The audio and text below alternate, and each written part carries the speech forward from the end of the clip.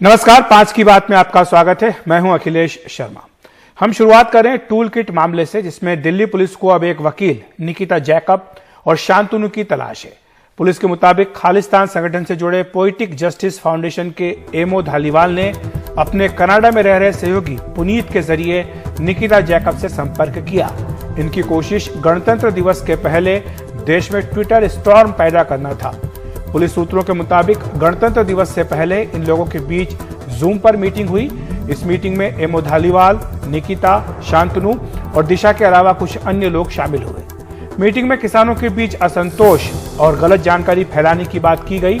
ये सारी बातें पुलिस की ओर से कही जा रही हैं। 26 जनवरी की हिंसा के बाद अंतर्राष्ट्रीय हस्तियों और कार्यकर्ताओं से संपर्क किया गया, क्योंकि दिशा रवि ग्रेटा थनबर्ग को जानती थी, इसलिए उसकी मदद ली गई। वहीं महाराष्ट्र के बीट के रहने वाले शांतनु पर आरोप है कि उन्होंने भी टूल किट में कुछ चीजें जोड़ी और उन्हें आगे बढ़ा दिया। स्पेशल सेल की टीम ने शांतनु के घर पर भी छापा मारा, लेकिन वो नहीं मिले। निकिता जैकब और शांतनु दोनों के खिलाफ गैर जमानती वारंट जारी किया गया है।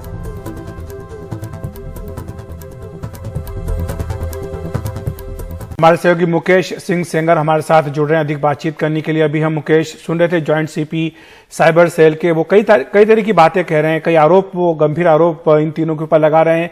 लेकिन एक आरोप दिल्ली पुलिस पर भी लग रहा है कि जो निर्धारित प्रक्रिया होती है किसी की गिरफ्तारी की, उसका पालन इस मामले में नहीं किया गया। देखिए अखिलेश, दिल्ली पुलिस ने साफ कर दिया है कि जब दिशा को अरेस्ट करने गए थे तो दिशा को बेंगलुरु से ही अरेस्ट किया गया है और वहीं पर उसका अरेस्ट मेमो बनाया गया। जो लोकल पुलिस है उसको जानकारी दी गई थी। दिशा की मां भी वहीं पर थी और दिशा की मां के साइन इस अरेस्ट मेमो में है। उसके बाद जो पूरा प्रोसीजर होता है वो यही होता है कि जब आप किसी को अरेस्ट करते हैं तो 24 घंटे के अंदर उसको जो कंसर्न कोर्ट है वहाँ पर पेश करना होता है। अगर टाइम 24 घंटे से ज़्यादा लगता है तो आपको ट्रांजिट रिमांड लेनी होती है। इस केस में चूंकि पुलिस 24 घंटे के भीतर ही पुलिस ने दिशा को कंसर्न कोर्ट में पेश कर दिया था, तो ऐसे में उसकी ट्रांजिट रिमांड लेने की ज़रूरत नहीं थी। पुलिस का कहना यह है कि जब दिशा को अरेस्ट किया गया था उस वक्त जो दिशा के वकील हैं वो दिशा के टच में थे और उनको ये जानकारी नहीं है कि आखिर वो क्यों कोर्ट में नहीं आए। जब दिशा के वकील कोर्ट में नहीं पहुँचे तो फिर कोर्ट ने जो लीगल एड होता है वहाँ से एक वकील को बुलाया और उस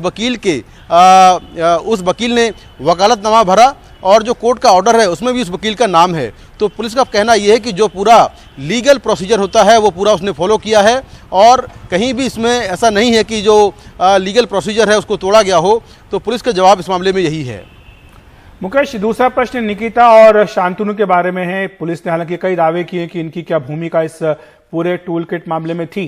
तो अब आगे पुलिस किस तरह की कार्रवाई कर रही है, क्योंकि उनका यह दावा है कि वो 2 बार गए हैं घर पर लेकिन कोई मिला नहीं है। देखिए पुलिस ने यह भी साफ कर दिया है कि जो टूल किट है वो एक प्राइवेट डॉक्यूमेंट था जो कि कुछ गिने चुने लोगों को शेयर किया जाना था। ये डॉक्यूमेंट दिशा ने ग्रेटा को टेलीग्राम पर भेजा और गलती से ग्रेटा ने ये टूल किट जो है वो अपने ट्विटर अकाउंट पर अपलोड कर दिया। उसके बाद जो सेंसिटिव मटेरियल है वो सामने आ गया और उसके बाद पुलिस ने केस दर्ज किया। तो पुलिस का कहना यह है कि इस पूरे मामले में 11 जनवरी को एक जूम मीटिंग हुई थी। इस मीटिंग में 70 लोग थे, जिसमें दिशा, निकिता, शांतनु के अलावा जो पोएटिक जस्टिस फाउंडेशन एक संगठन है कनाडा का और कहा जाता है कि खालिस्तानी संगठन है, इसके जो प्रमुख एमओ धालीवाल हैं वो भी इस मीटिंग में मौजूद थे। और पुलिस का ये दावा है कि इस मीटिंग में तय किया गया कि एक टूल किट क्रिएट करना है। तो इस टूल किट को क्रिएट करने में निकिता, शांतनु और दिशा का एक बहुत बड़ा हाथ है और इनकी पूरी भूमिका है उसको बनाने में, उसको हटाने में। इसीलिए पुलिस ने दिशा को अरेस्ट किया है और उसके बाद निकिता और शांतनु की तलाश जारी है। इन दोनों के खिलाफ गैर जमानती वारंट कोर्ट से निकला हुआ है, लेकिन दोनों फरार हैं और पुलिस का कहना यह है कि इनके खिलाफ भी काफ़ी तकनीकी जो सबूत हैं वो काफ़ी अच्छे मिले हैं और उसके बेसिस पर वो अपने केस को आगे बढ़ा रही है। मुकेश, लेकिन एक प्रश्न ये उठता है कि जिस टूल किट की बात बार बार की जा रही है, जिसकी बिना पर इन एक को गिरफ्तार किया गया है, 2 के खिलाफ गैर जमानती वारंट जारी कर दिया गया है, पुलिस क्या करे? क्योंकि यह आरोप लग रहा है कि पुलिस ने ये जो कार्रवाई की है ये राजनीति से प्रेरित कार्रवाई की गई है। इसमें जो टूल किट है इसमें कोई ऐसी इस तरह की बात नहीं जिसके चलते कि आप इतने गंभीर आरोप लगा करके इन लोगों को गिरफ्तार करें। देखिए यही सवाल हमने पुलिस से पूछा था। पुलिस का कहना यह है कि टूल किट बनाना या अपलोड करना कोई अपराध नहीं है, लेकिन अगर टूल किट बनाने वालों में खालिस्तानी संगठन के लोग शामिल हों, जैसा कि पुलिस बता रही कि जूम मीटिंग हुई थी 11 जनवरी को, तो खालिस्तानी संगठन के लोग अगर शामिल हों और वो टूल किट क्रिएट करवा रहे हों और उनके जरिए फिर ये पूरा टूल किट क्रिएट हुआ हो और इस टूल किट का प्रयोग 26 तारीख की हिंसा के लिए किया जा रहा हो, या एक डिजिटल स्टॉर्म करना हो और ऐसा माहौल क्रिएट करना हो कि जैसे जिससे दिल्ली के अंदर हिंसा हो और किसानों के नाम पर हिंसा हो और बाद में पुलिस को अपना बल प्रयोग करना पड़े, तो फिर उसमें एक मामला देशद्रोह का बनता है।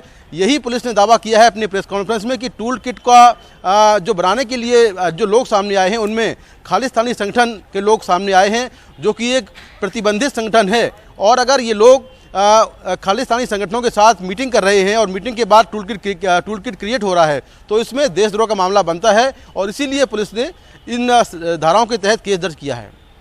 बहुत बहुत शुक्रिया मुकेश आपका इस तमाम जानकारी को हम तक पहुंचाने के लिए।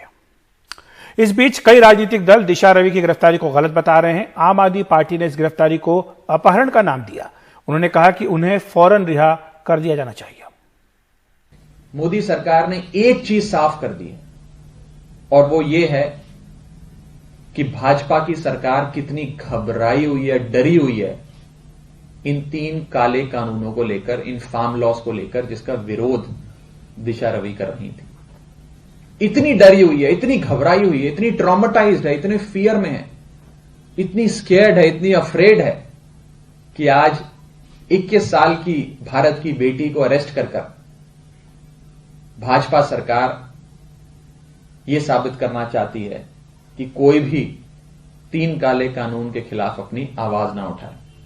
आम आदमी पार्टी साफ शब्दों में भारतीय जनता पार्टी की केंद्र सरकार से यह मांग करती है कि दिशा रवि को इमीडिएटली रिहा किया जाए, उसे तुरंत प्रभाव से रिहा करा जाए, उन्हें इमीडिएटली रिलीज किया जाए। अफसोस और ताज्जुब है, क्या इस सरकार को शर्म नहीं आती है? 21 साल की बच्ची स्टूडेंट, उसको पुलिस के जरिए गिरफ्तार करा लिया गया।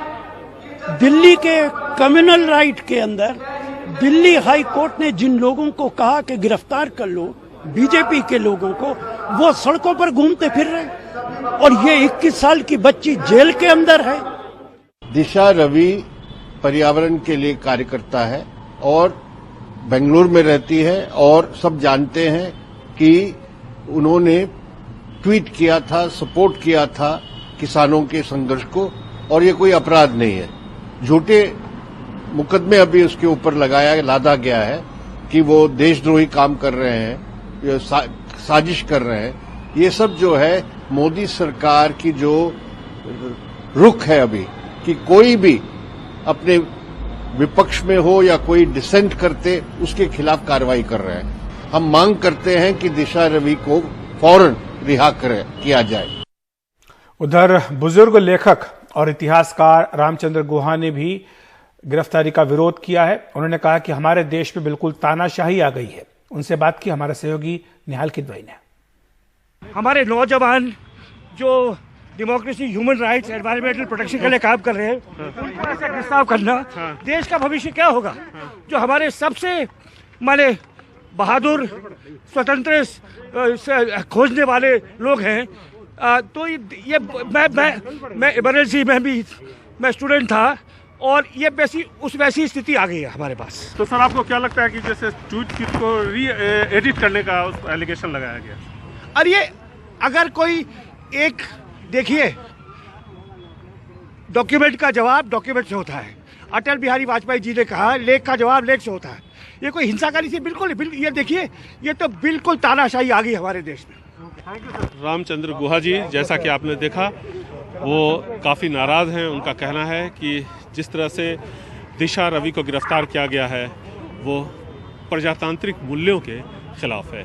बेंगलुरु से कैमरामैन गोविंद मूर्ति के साथ निहाल किदवई, एनडीटीवी इंडिया। कुछ अन्य मानवाधिकार कार्यकर्ताओं ने भी दिशा रवि की गिरफ्तारी का विरोध किया है।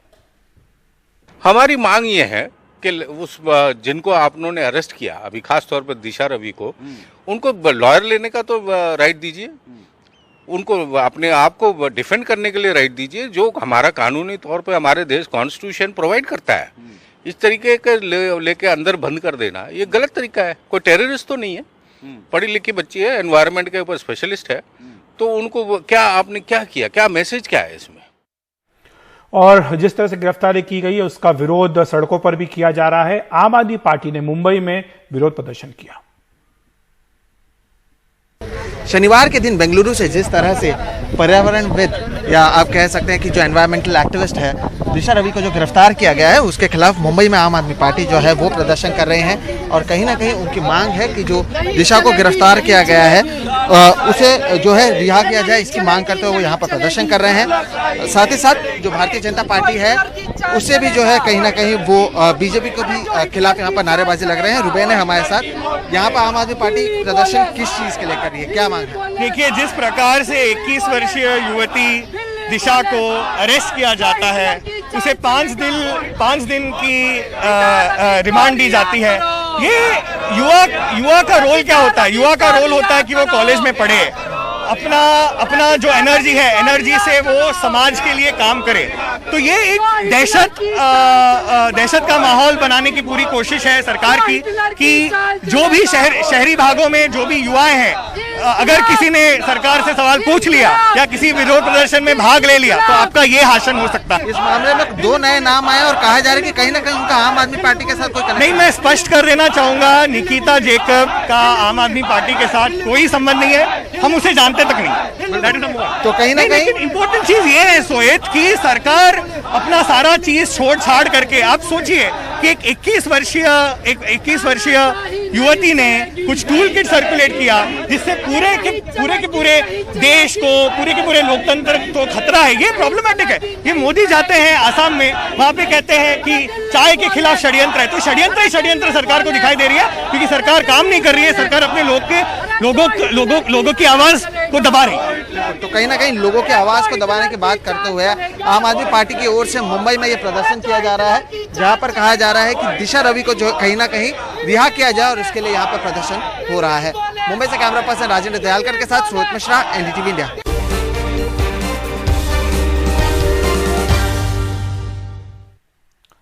कांग्रेस महासचिव प्रियंका गांधी वाड्रा ने कृषि कानूनों को लेकर एक बार फिर मोदी सरकार पर तीखा हमला किया है।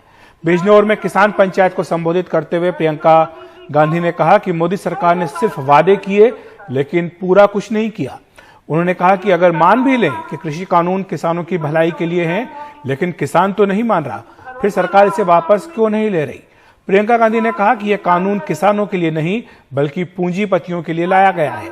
उन्होंने कहा कि जिन्होंने सत्ता दी उनका आदर कीजिए, उन्हें अपमानित मत कीजिए।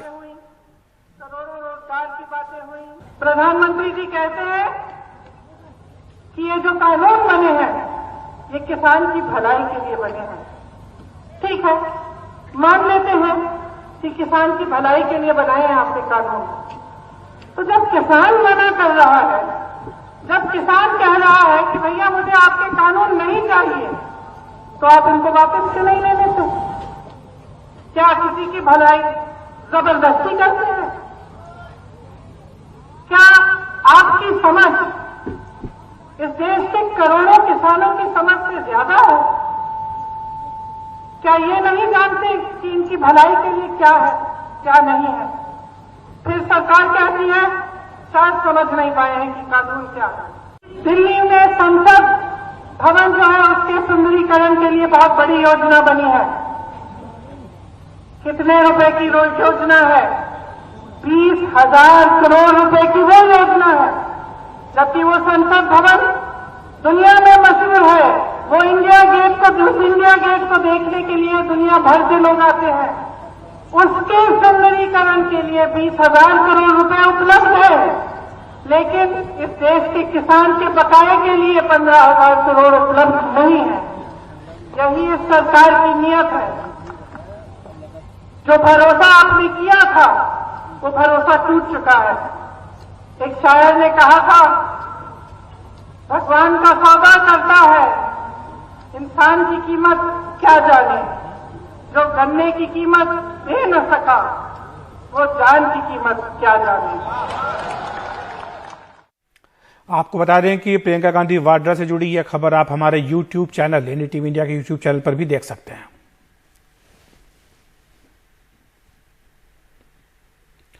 और बिजनौर की इस किसान पंचायत में बड़ी संख्या में किसान पहुंचे थे। हमारे सहयोगी परिमल कुमार ने उन कुछ किसानों से बातचीत किया।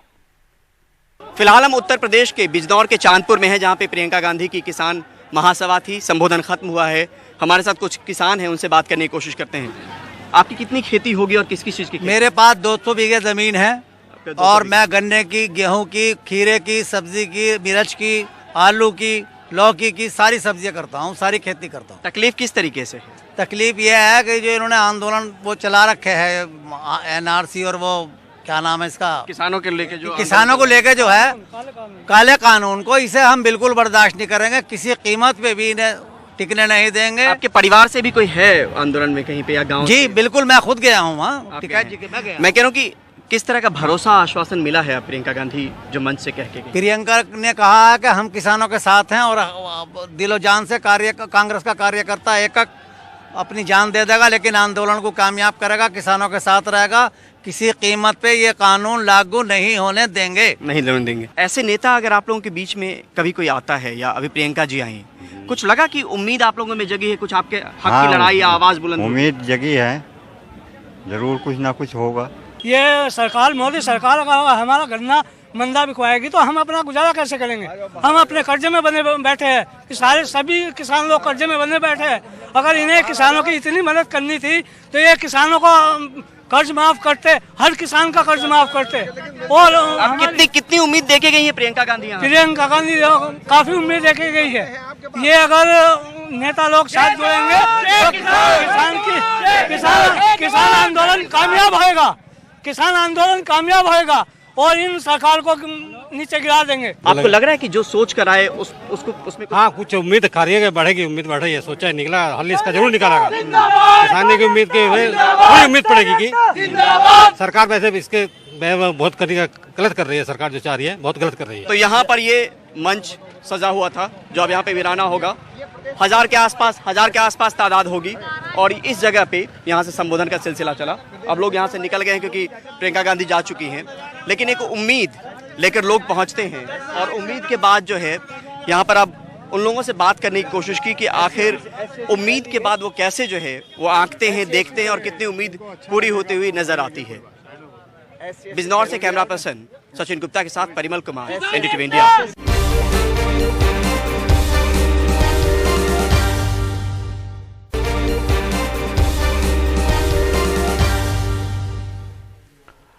हरियाणा के मंत्री अनिल विज के ट्वीट को लेकर ट्विटर ने उन्हें नोटिस भेजा है। विज ने टूल किट मामले में गिरफ्तार दिशा रवि को लेकर ट्वीट किया था।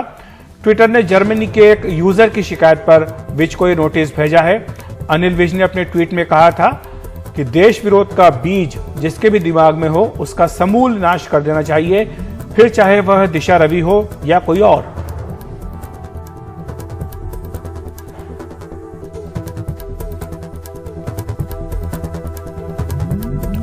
उधर प्राइवेसी के मामले को लेकर सुप्रीम कोर्ट ने केंद्र सरकार को साथ ही व्हाट्सएप और फेसबुक को भी नोटिस जारी किया है। व्हाट्सएप की नई प्राइवेसी पॉलिसी को लेकर एक याचिका की सुनवाई के दौरान सुप्रीम कोर्ट ने ये नोटिस जारी करने का फैसला किया। सुप्रीम कोर्ट ने कहा कि लोगों को डेटा और प्राइवेसी की सुरक्षा को लेकर डर है। लोगों की प्राइवेसी की रक्षा करना अदालत का कर्तव्य है, यह सुप्रीम कोर्ट ने कहा है। साथ ही केंद्र की ओर से यह कहा गया कि कानून हो या न हो, प्राइवेसी मौलिक अधिकार का हिस्सा है। फेसबुक और व्हाट्सएप ने इन आशंकाओं को गलत बताया कि इससे प्राइवेसी का उल्लंघन हो सकता है। सुप्रीम कोर्ट 4 हफ्तों के बाद इस मामले की सुनवाई फिर करेगा।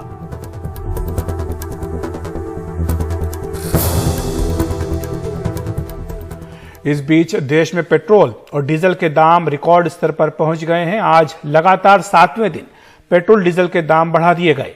आज डीजल 29 पैसे प्रति लीटर महंगा हुआ। नए साल में केवल 1.5 महीने में डीजल ₹5.48 प्रति लीटर महंगा हो चुका है। वहीं पिछले 10 महीनों की बात करें तो डीजल करीब ₹16 प्रति लीटर महंगा हुआ है। वहीं पेट्रोल के दाम में आज एक बार फिर बढ़त हुई। आज पेट्रोल 26 पैसे प्रति लीटर महंगा कर दिया गया। नए साल में केवल 1.5 महीनों में पेट्रोल ₹5.18 प्रति लीटर महंगा हो चुका है।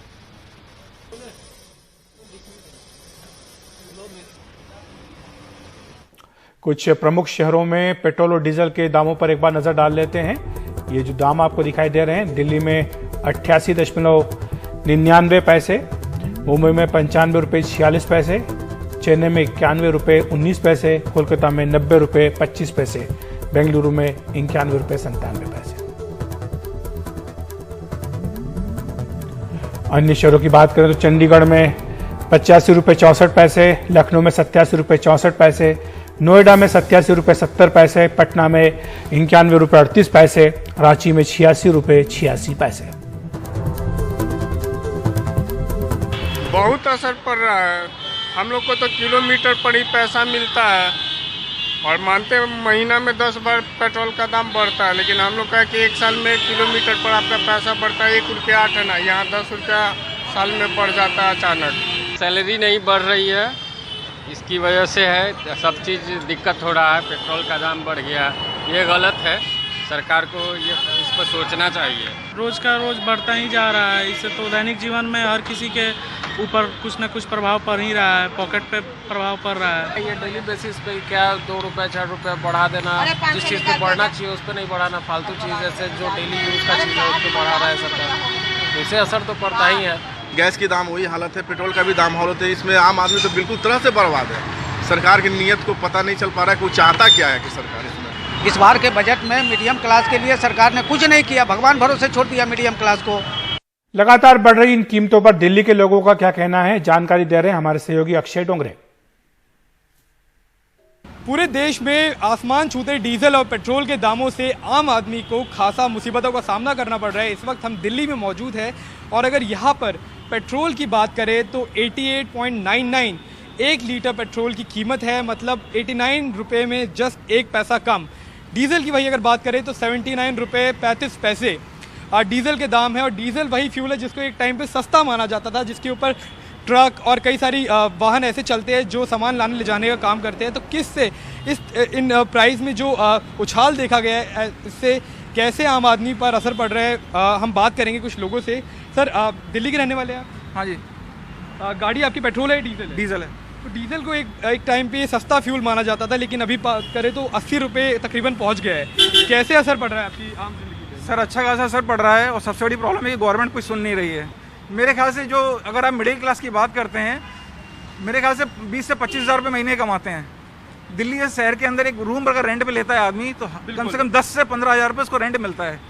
वो बेचारा खाएगा क्या, करेगा क्या? बिल्कुल सिंपल सी बात है। और आज के टाइम में काफ़ी लोग ऐसे हैं जॉबलेस हैं, अगर वो जॉब सर्च करने भी जाएगा तो बाइक चला के ही जाएगा। कैसे असर पड़ रहा है आपकी आम जिंदगी पे? सर, बहुत ज़्यादा असर पड़ रहा है इसमें। तो क्या कुछ कटौती कर रहे हैं, कुछ बताएंगे आप? सर, इसके लिए सर पेट्रोल सर बहुत इस टाइम बहुत महंगा है, तो सस्ता होना चाहिए पेट्रोल भी। सर, हमारे बहुत ज़्यादा दिक्कत पड़ रही है, फील्ड वाले बंदों को बहुत ज़्यादा दिक्कत पड़ रही है सर। तो अपने जो पर्सनल बजट है, अपना घर के खर्चे हैं, उनमें कुछ कमी कर रहे हैं आप? हाँ जी, उसमें कर रहा है सर। तो कुछ कटौती कर रहे हैं, बाइक कम चलाना हो गया, पब्लिक ट्रांसपोर्ट यूज़ करना हो गया ऐसे? नहीं, अभी तो क्योंकि यही एक मोड ऑफ कन्वीनियंस है जिसके थ्रू मैं जल्दी कम्युनिकेट कर सकता हूँ।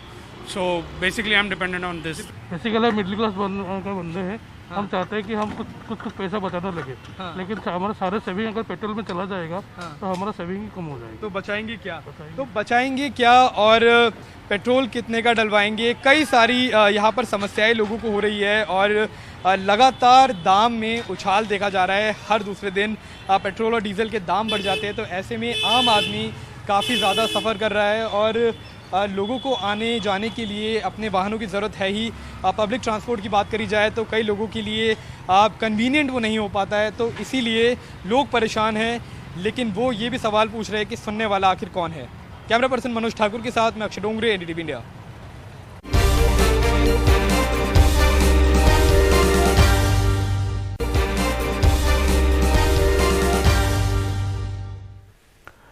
बेंगलुरु में मददगार छात्रों का एक संगठन कैंपस टू कम्युनिटी पहली से 5वीं कक्षा के सरकारी स्कूल के छात्रों को मुफ्त में कोचिंग दे रहा है।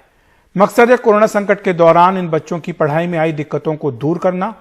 ये संगठन जिन बच्चों को पढ़ाते हैं वो प्रवासी मजदूरों और दिहाड़ी कामगारों के बच्चे हैं। सोनाक्षी चक्रवर्ती की रिपोर्ट।